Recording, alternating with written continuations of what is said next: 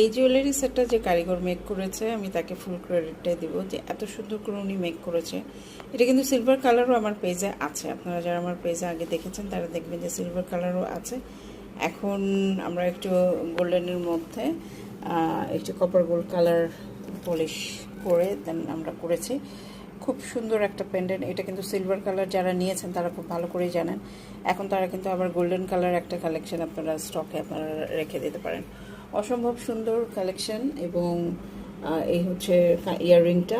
একটা কথা হচ্ছে আমি কিন্তু রিয়েল পার্লটা অর্ডার ছাড়া ইউজুয়ালি ইউজ করি না, কারণ রিয়েল পার্লটা দিলেই আমার কস্টিংটা এত বেশি হাই রেঞ্জে চলে যায় যে তখন আসলে আপনারা নিজেরাও করেন, কনফিউজড হয়ে যান এবং দেখা যায় যে রয়ে যায় জিনিসটা। এই জন্য রিয়েল পার্লটা আমি সাধ্যের মধ্যে ফলস পার্ল ইউজ করে যতটা ইউজ করা যায় মানে মেক করা যায় আমি সেরকম